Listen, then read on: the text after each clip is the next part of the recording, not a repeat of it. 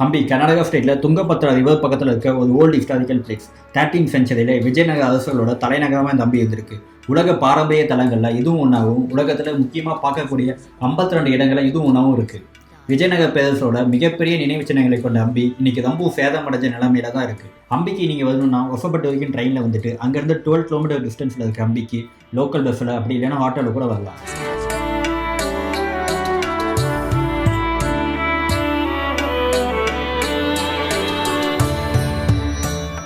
நம்ம ஃபஸ்ட்டு பார்க்க போகிற டெம்பிள் பார்த்தீங்கன்னா விருபாக்ஷா டெம்பிள். இந்த கோயில் வந்து 7ஆம் நூற்றாண்டில் கட்டப்பட்டிருக்கு. இந்த கோயிலோட ஸ்பெஷலே பார்த்தீங்கன்னா கோயில் கோபுரத்தோட நிழல் வந்து கோயிலுக்குள்ளே தலைகளாக தெரிகிறது தான். அது மட்டும் இல்லாமல் கோயிலில் ஒரு லக்ஷ்மின்னு ஒரு யானையும் இருக்குது. ஹம்பியில் இருக்க பல கோயில் கருவறையில் பார்த்தீங்கன்னா சாமி சிலையை பார்க்க முடியாது. ஆனால் அந்த விருபாக்ஷா டெம்பிளில் மட்டும்தான் இன்னைக்கு வரைக்கும் பூஜை செஞ்சு வழிபட்டு வராங்க.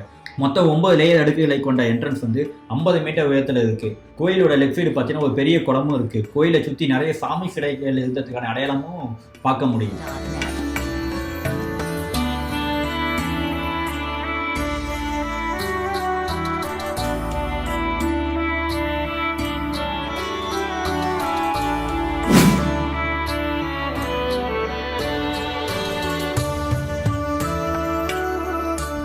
இந்த விருபாக்ஷா டெம்பிள் பக்கத்தில் பார்த்தீங்கன்னா ஒரு மலைமேடு இருக்கும். இந்த மலைமேடை வந்து ஹேமகுண்டான்னு அழைக்கிறாங்க. ஹேமகுண்டானா சமஸ்கிருத மொழியில் வந்து தங்கம்னு அர்த்தமா. இந்த மலைமேடில் பார்த்தீங்கன்னா 8 அடி உயரத்தில் ஒரே கலரில் செதுக்கப்பட்ட வந்து ஒரு விநாயகர் இருக்காரு.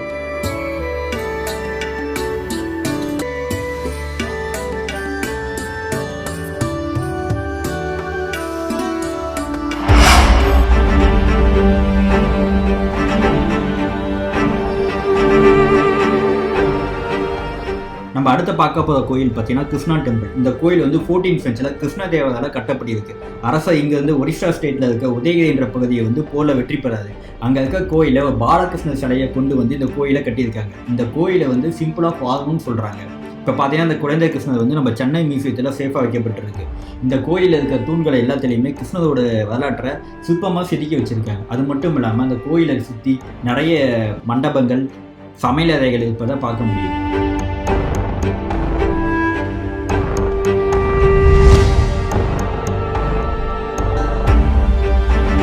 இந்த கிருஷ்ணா கோயிலுக்கு ஆப்போசிட்டில் பார்த்தீங்கன்னா ஒரு பெரிய கடை வீதி இருந்திருக்கு. இந்த விஜயநகர பேரரசோட முக்கியமாக வணிக சந்தை நடைபெறும் இடமா இந்த இடம் இருந்திருக்கு. அது மட்டும் இல்லாமல் திருவிழா காலங்களில் மக்கள் கூடும் இடமாகவும் இந்த இடம் தான் இருந்திருக்கு. இது பார்க்கவே எவ்வளோ பெரிய இடமா இருக்குது அப்படின்னா மக்கள் அந்த காலத்தில் எந்த அளவுக்கு வந்துட்டு போயிட்டு இருந்திருப்பாங்க. இந்த பசாரோட என்ட்ரன்ஸ்லேயே பார்த்தீங்கன்னா ஒரு கல்லாலான உண்டிலும் இருக்குது.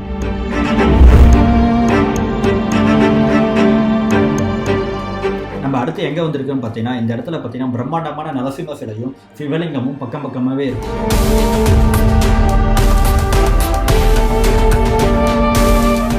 இந்த சிவன் கோயில் வந்து பாடவி சிவலிங்கம் அப்படின்னு அழைக்கப்படுறாங்க. பாடவினா வந்து ஏழைன்னு என்ற அர்த்தமா. அதாவது இந்த கோயில் வந்து ஒரு ஏழை பெண்ணால் தான் கட்டப்பட்டிருக்கு. ஸோ அவங்களோட நினைவாகவே பாடவி சிவலிங்கம்னு வச்சுருக்காங்க. இது வந்து ஒற்றைக்கல்லான 9 அடி சிவலிங்கம்.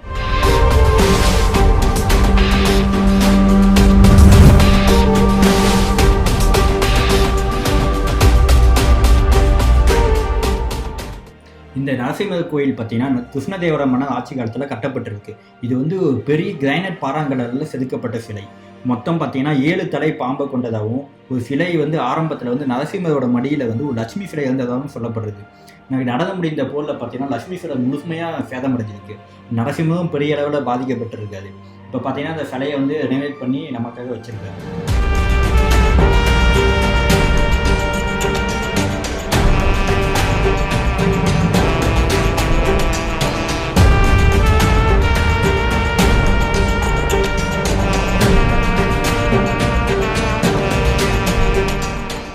இது வந்து ஒரு சிவன் கோயில். சாதாரண சிவன் கோயில் இல்லை, பூமிக்கு அதாவது தரைமட்டத்தை விட கீழே கட்டப்பட்ட கோயில். இந்த கோயிலை வந்து பாதேஸ்வரா டெம்பிள்னு பிரசன்னா விருபாக்ஷா டெம்பிள்னு சொல்கிறாங்க.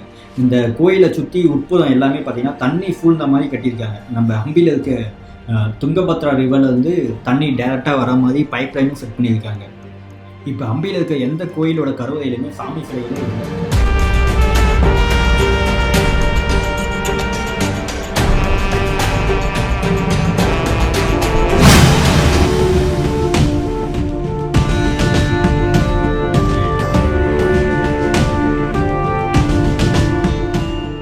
இந்த கோயில் வந்து 15ஆம் நூற்றாண்டில் கட்டப்பட்டிருக்கு. அசாரான்றது ஹிந்தியில் வந்து 1000 அர்த்தமா.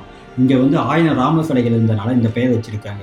விஜயநகர பேரரசோட சிற்பக்கலைக்கு பெஸ்ட் எக்ஸாம்பிளாக இந்த கோயில் இருக்குது. இந்த கோயிலோட வெளிப்புற சுவரத்தில் பார்த்தீங்கன்னா தசரா திருவிழா வந்து அந்த காலத்தில் எப்படியெல்லாம் செலிப்ரேட் பண்ணியிருக்காங்கன்றதை லேயர் பை லேயராக செதுக்கி வச்சிருக்காங்க. பார்க்கவே ரொம்ப அழகாக இருக்குது. கோயிலுக்குள்ளே பார்த்தீங்கன்னா ராமாயண கதையில் வந்து துல்லியமாக செதுக்கி வச்சுருக்காங்க. இந்த காலத்தில் எப்படி எந்த ஒரு டெக்னாலஜியுமே இல்லாமல் கையிலே இவ்வளோ தத்துரூபமாக செதுக்கியிருக்கான்றது பார்க்கவே ரொம்ப ஆச்சரியமாக தான் இருக்குது.